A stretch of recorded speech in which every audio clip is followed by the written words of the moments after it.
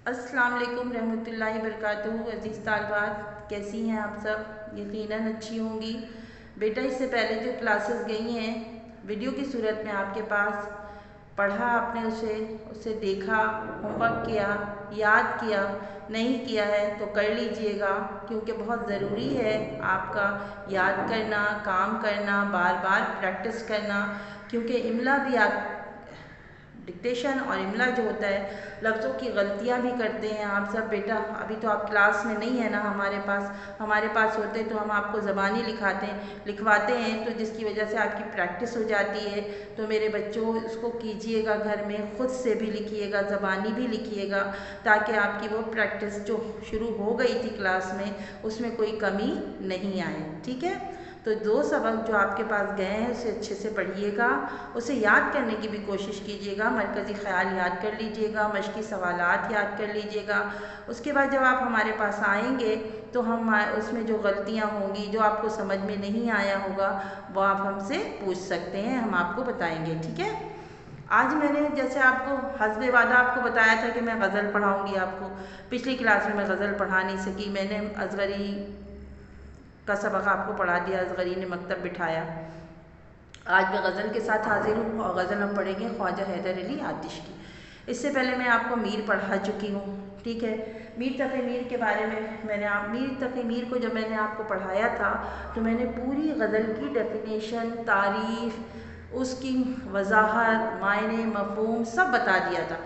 ठीक है, अल-मुख्तसर मैं अभी आपको फिर ये बता देती हूँ। गज़ल हमारे पास फ़ारसी ज़बान से हमने इसको लिया है, और गज़ल जो है जब शुरू हुआ था, जब हमारे अदब में गज़ल को शामिल किया गया था, तो वो सिर्फ़ औरतों की तारीफ़ें होती थी, उनके हुस्न की तारीफ़ें, उनकी अदाओं की तारीफ़ें, यानी गज़ल के मायने ही हैं औरत से गुफ्तगू करना। ठीक है, लेकिन जब ज़माना और हालात तब्दील होते हैं तो हमारा अदब भी तब्दील होता है। इसी तरह हमारा अदब तब्दील हुआ, कब हुआ? जब जनूबी एशिया के हालात बिगड़े, जब जनूबी एशिया पर अंग्रेज़ काबिज़ हो गए और हमारा हिंदुओं के साथ भी हमारा राब्ता हुआ। हम हिंदू के साथ भी रहने लगे, हिंदुओं के साथ भी और अंग्रेज़ों के साथ भी, यानी 3 कौमें एक साथ रहने लगी।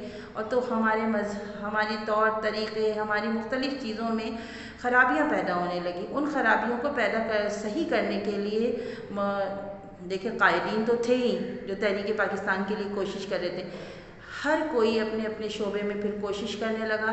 इसी तरह लिखने वालों ने, जिसमें शायर हज़रात और मुसन्निफ़ हज़रात जो थे, उन्होंने अपनी तहरीरों के ज़रिए, अपनी शायरी के ज़रिए लोगों को आज़ादी की तरफ उजागर करने की कोशिश की। तो बेटा उन्हीं दिनों ख्वाजा अल्ताफ़ हुसैन हाली ने गज़ल के दायरे को वसी कर दिया, यानी गज़ल जो एक तंग रास्ते पर था उसके रास्ते को उन्होंने चौड़ा और कुशादा कर दिया, मुख्तलिफ़ मौज़ूआत उसमें शामिल कर दिए। अब गज़ल का दामन बहुत वसी है। गज़ल में बेशुमार मौज़ूआत हैं जो हमारी ज़िंदगी के मसले मसाइल को भी उजागर करते हैं, जो औरतों के हुस्न की तारीफ़ भी करते हैं, मुख्तलिफ़ मौज़ूआत पर भी लिखे जाते हैं। अच्छा, मैंने आपको ये भी बताया है कि गज़ल का कोई मौज़ू नहीं होता है, गज़ल में हर शेर का अलग अलग मौज़ू होता है और शायर इसमें पाबंद नहीं होता है कि कोई मौज़ू दिया जाए उसमें, या एक शेर में जो बात कही गई है दूसरा शेर उससे रब्त में हो या उससे मिलता जुलता हो, ये भी ज़रूरी नहीं है। ठीक है, ये सब पहले मैं आपको बता चुकी हूँ। मैं थोड़ा सा रिवाइज़ आपको करवा रही थी, दोहरा रही थी ख्वाजा हैदर अली आतिश को पढ़ाने से पहले। ठीक है, तो ख्वाजा हैदर अली आतिश की तरफ आते हैं। अभी मैं इनका तारुफ़ आपको पढ़कर बताऊँगी। तारुफ़ आपको ज़बानी याद करना होगा, क्योंकि ये आपके पेपर में 5 नंबर का सवाल आता है। और उसके अलावा मैंने आपको बताया है हर दफ़ा पढ़ाने से पहले कि तारुफ़ आपको इसलिए भी पढ़ना है, चाहे नसर हो चाहे नज़म हो, उसका इसलिए तारुफ़ पढ़ना होता है शोरा कराम का और मुसन्निफ़ का, कि उसमें से MCQs आते हैं। ठीक है, नसर में से तो नसर के में तो 5 नंबर का सवाल तारुफ़ का नहीं आता है, लेकिन शोरा कराम का जो जिन्होंने गज़लें लिखी हैं उनमें से तारुफ़ आपके 5 नंबर का इम्तहान में 5 नंबर का एक सवाल बनता है जो कि आपको करना है। तो ख्वाजा हैदर अली आतिश ऐसे भी आपको ज़बानी याद करना होगा। ठीक है, अब ख्वाजा हैदर अली आतिश, मैंने आपको पहले ये भी बताया कि उर्दू अदब 2 दबिस्तानों पर मुश्तमिल है, एक दबिस्तान दिल्ली और एक दबिस्तान लखनऊ। अब इन दोनों में फ़र्क है, डिफरेंस है। क्या डिफरेंस है? इलाके के लिहाज से, क्योंकि दिल्ली में हालात बार बार बिगड़ते रहे, दिल्ली ने दुख बहुत देखा, तो वहाँ के शुराए कराम में और वहाँ के लिखने वालों की तहरीरों में दुख शामिल है। जबकि लखनऊ वालों ने इतना दुख नहीं देखा, तो उनकी तहरीरों में, उनकी गज़लों में और उनकी तहरीरों में इतना दुख शामिल नहीं, खुशी का एक समा मौजूद है उसमें। यानी दिल्ली में अगर अंदरूनी कैफियत बयान की जाती है तो लखनऊ के शुराए कराम में और लखनऊ के नसरनिगारों में खारजी यानी बाहर की दुनिया जो उन्होंने देखा उसको खूबसूरती से बयान कर दिया। ये है दोनों में फ़र्क। अब ख्वाजा हैदर अली आतिश का ताल्लुक़ दबिस्तान लखनऊ से, लखनऊ का नुमाइंदा शायर भी कहा जाता है, लेकिन इसके साथ साथ इनकी सबसे बड़ी खूबी ये है कि इन्होंने दिल्ली और लखनऊ दोनों खुसूसियत को मिलाकर अपनी शायरी को पेश किया है, जिसकी वजह से इनकी शायरी खूबसूरत हो गई है। ठीक है, इसी वजह से इनके नसाब में इनको शामिल किया जाता है। इसमें एक सबक होता है इनकी गज़लों में, अभी हम अशार पढ़ेंगे, आपको बताएंगे तो आपको पता चलेगा। तारुफ भी मैं आपको अभी बता देती हूँ, और मैंने यही बताया आपको कि तारुफ बेटा याद कर लीजिएगा, छोटा सा है, मुख्तसर सा है, घर में याद कर लीजिएगा। ठीक है, तो पहले मैं तारुफ पढ़ती हूँ, तारुफ पढ़ने के बाद फिर मैं आपको अल्फाज मायने बताऊँगी और अशार की तशरीह करवाऊँगी, और काम आपको PDF की सूरत में मिल जाएगा। ख्वाजा हैदर अली आतिश ख्वाजा अली बख्श के बेटे थे, दिल्ली हिंदुस्तान में पैदा हुए। नवाब शुजा-उद-दौला के अहद में दिल्ली से फैज़ाबाद में आ रहे हैं। पैदा तो दिल्ली में हुए थे, इसी वजह से इनकी शायरी में खुसूसियत पाई जाती है, लेकिन इनकी तरबियत कहाँ हुई थी? लखनऊ में हुई, क्योंकि ये फैज़ाबाद चले गए थे। कमसिनी में वालिद का इंतकाल हो गया, कोई सरपरस्त ना था, माली हालत बहुत ख़राब थी, इसलिए नवाब मिर्ज़ा अहमद तक़ी की मुलाज़मत इख्तियार कर ली।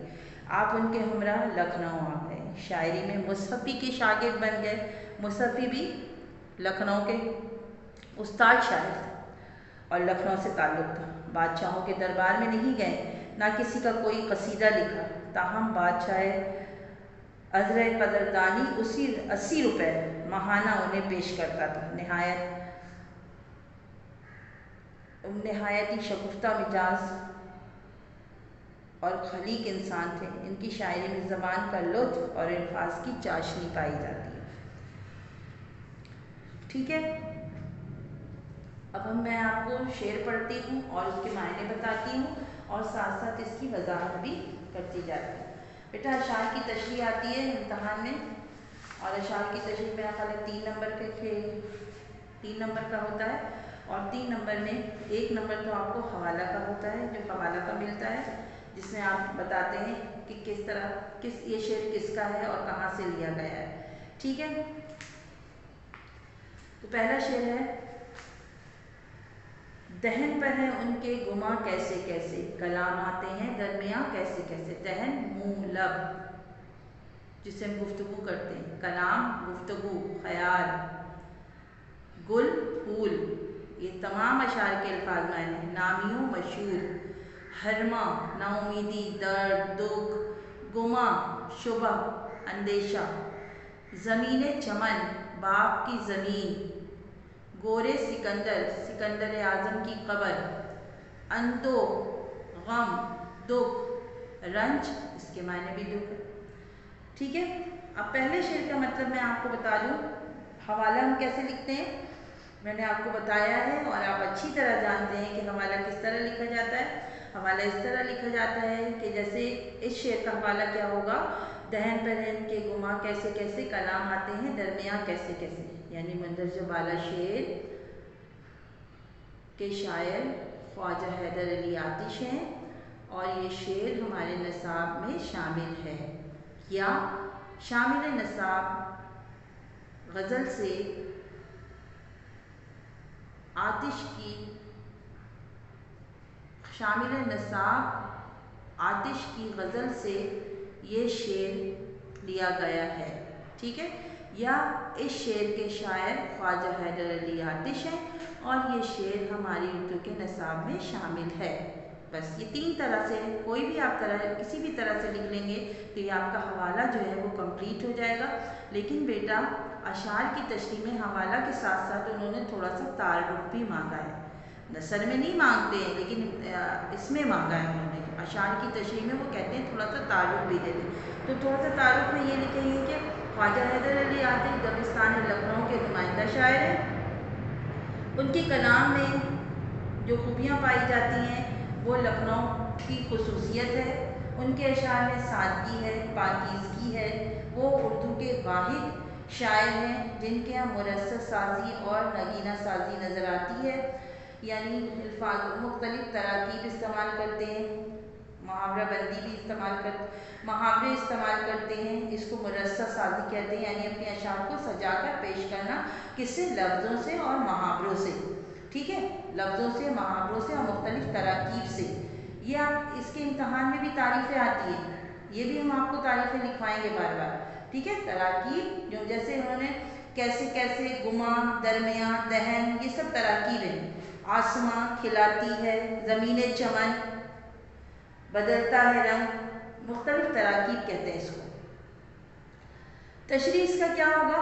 देखिए, दहन मुंह को कहते हैं ना, लब को कहते हैं। तो ख्वाजा हैदर अली आतिश इसमें कह रहे हैं कि इंसान के दिल और दिमाग में क्या क्या सोचें और ख्यालात आती रहती हैं, जिसको वो अल्फाज का जामा पहनाकर गुफ्तगू करता है और बातें करता है।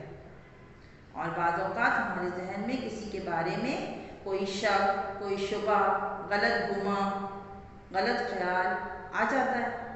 सोचें और ख्यालात जो होती हैं वो हम उसकी तस्दीक नहीं करते।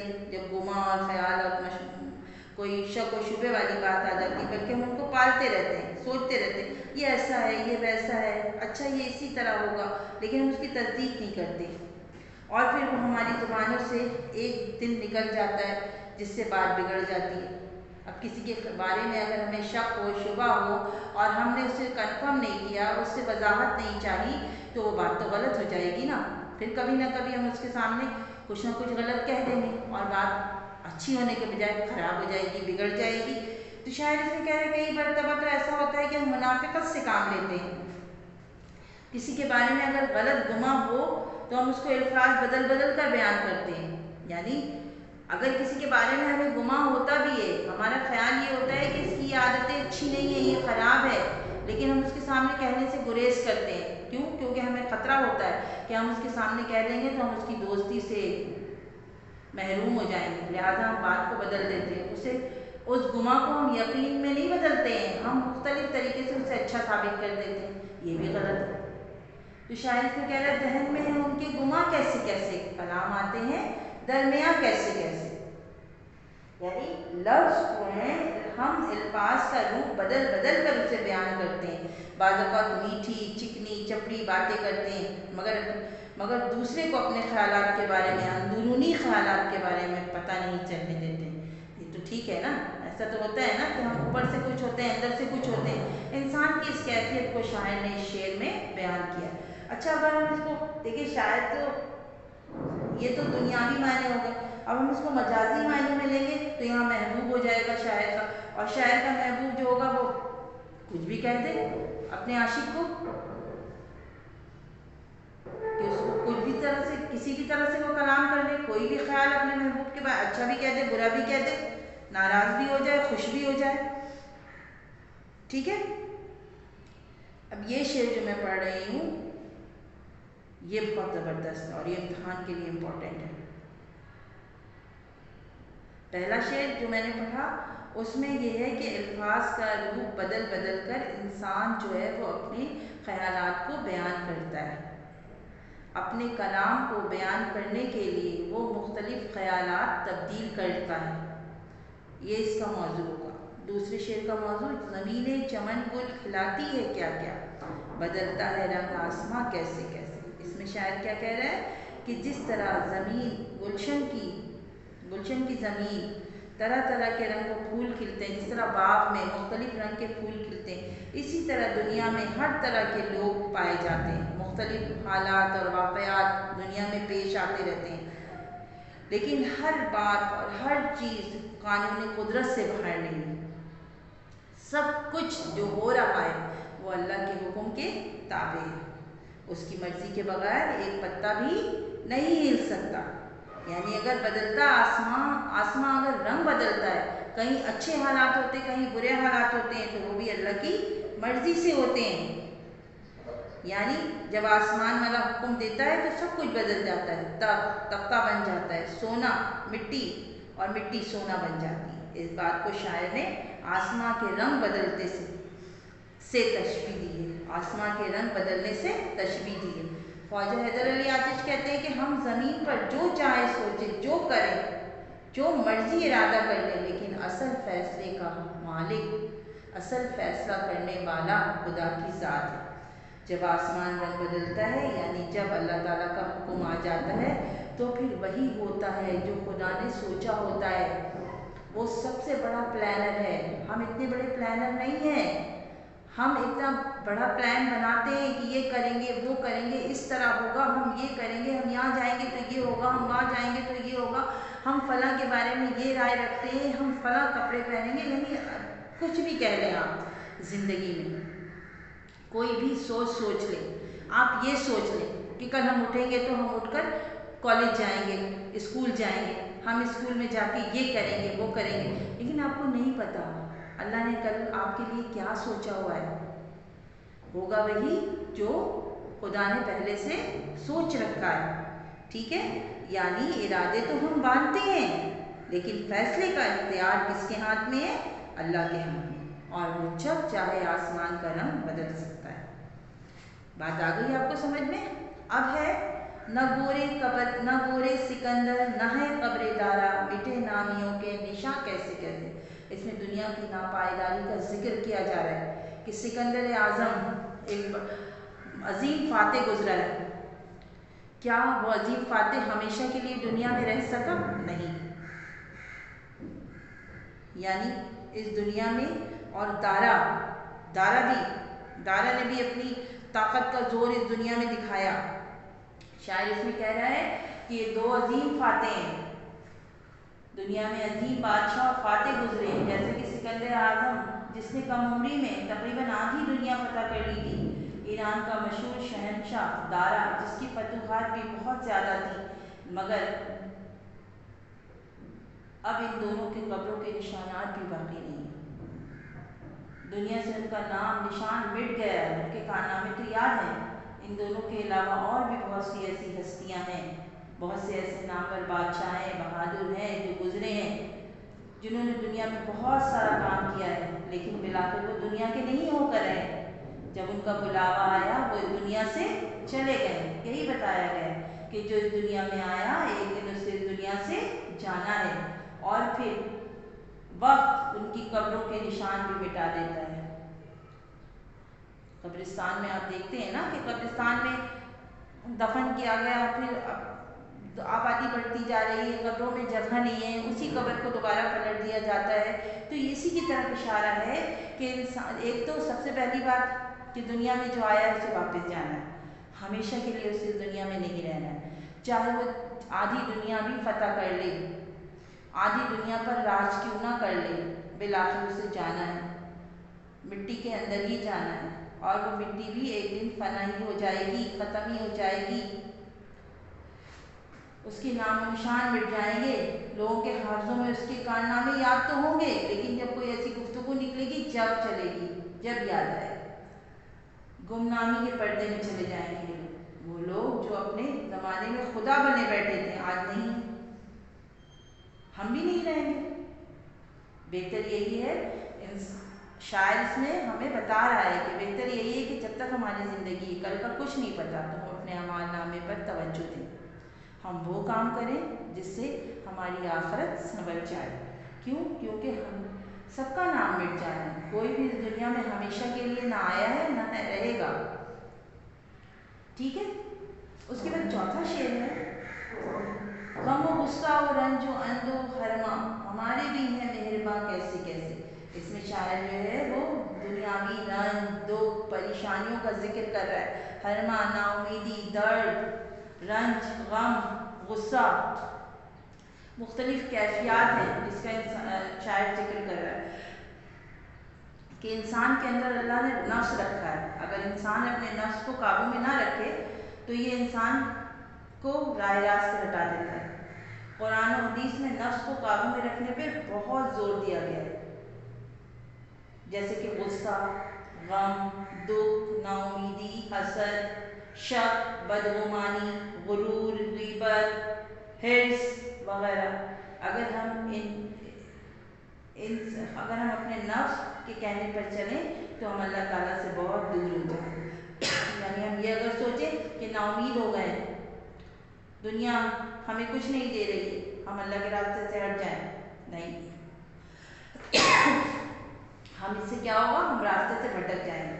ہمارے کردار کی کمزوریاں جنہیں ہم زندگی بھر پالتے ہیں اور پوستے ہیں، ایک دن یہ چیزیں ہمیں سانپ کی طرح ڈس لیتی ہیں۔ یہ ہمارے کردار، یہ ہمارا غصہ، یہ ہمارا غرور، یہ تکبر، یہ بدگمانی، یہ غیبت، یہ حرص، لالچ، ہمیں اس وقت خبر نہیں ہوتی ہے، لیکن جب موت سر پہ ڈنڈانے لگتی ہے تو ہم اشارہ ہوتا ہے کہ ہم یاد کرتے ہیں کہ ہم نے کیا کیا، ہمارے پاس تو کچھ ایسا ہے ہی نہیں کرنے کے لیے۔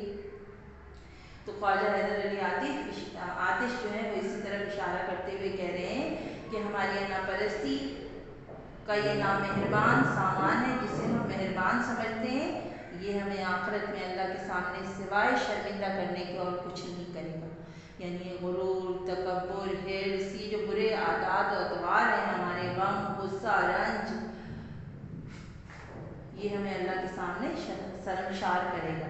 یعنی ہمیں اگر ہمیں دنیا میں غم، رنج، الم مل رہا ہے نا تو ہمیں خوشی خوشی برداشت کرنا چاہیے۔ کیوں؟ کیونکہ یہ ہماری قسمت میں لکھا ہے۔ اگر ہم اس سے برداشت کریں گے، اس سے کوشش کریں گے نکلنے کی، تو ہم اللہ کے آگے بھی سرخرو ہوں گے اور ہم بہت جلد اس مشکل سے نکل بھی جائیں گے۔ ٹھیک ہے، یہی بتایا گیا ہے۔ آخری شعر ہے، کرے جس قدر شکر نعمت کو کم ہے، مزے لوٹتی ہے زباں کیسے کیسے۔ اس میں اللہ تعالیٰ کی بے شمار نعمتوں کا ذکر کیا گیا ہے جو اللہ تعالیٰ نے ہم انسانوں کے لیے بنائے ہیں، میوہ جات، پھل، دیگر اشیاء جو ہم کھاتے ہیں، جس سے ہمارے منہ کا ذائقہ تبدیل ہوتا ہے، جس کے ہم دلدادہ ہیں، ہم جس کے عاشق ہیں کہ ہم یہ پسند ہے، ہمیں یہ پسند ہے، ہمیں یہ کھانا اچھا لگتا ہے، ہمیں یہ پھل اچھا لگتا ہے، ہمیں یہ سبزی پسند ہے، سب اللہ نے ہمارے لیے بنائی ہے۔ جو ہم اپنی زبان کو مزہ سے آشنا کرتے ہیں، لیکن یہی زبان اپنے مالک حقیقی کا اتنا شکر ادا نہیں کرتا جتنا کہ اسے کرنا چاہیے۔ وہ مالک حقیقی جس نے ہمارے لیے نعمتیں، ذائقے تخلیق کی ہیں، جس نے اتنی ساری نعمتیں ہم سب کے لیے بنائی ہیں۔ تو جس طرح ہماری زبان جو ہے وہ یہ مزے لوٹتی ہے، تو اسی طرح ہماری زبان اللہ تعالیٰ کی شکر گزاری پر بھی آمادہ ہو۔ یہ پیغام ہے شاعر کا، اور بہت اچھا پیغام۔ تو آپ نے خواجہ حیدر علی آتش کی غزل پڑھی جس میں شاعر یہ کہہ رہا ہے شعر میں کہ ہمیں شکر ادا کرنے میں، اللہ تعالیٰ کی ذات کی تعریف کرنے میں بخل سے کام، کنجوسی سے کام نہیں لینا چاہیے۔ ٹھیک ہے، آتش کی غزل کا کام آپ نے، اس کے اشعار کی تشریحات آتی ہیں بیٹا، اور کنائے کی تعریف یہ ہم آپ کو کرا دیں گے، کلاس میں کروائیں گے جب آپ آئیں گے، یا پھر آپ کو پی ڈی ایف کی صورت میں بھی مل سکتا ہے، لیکن پی ڈی ایف کی صورت میں آپ کو اشعار کی تشریحات ہی ملیں گی۔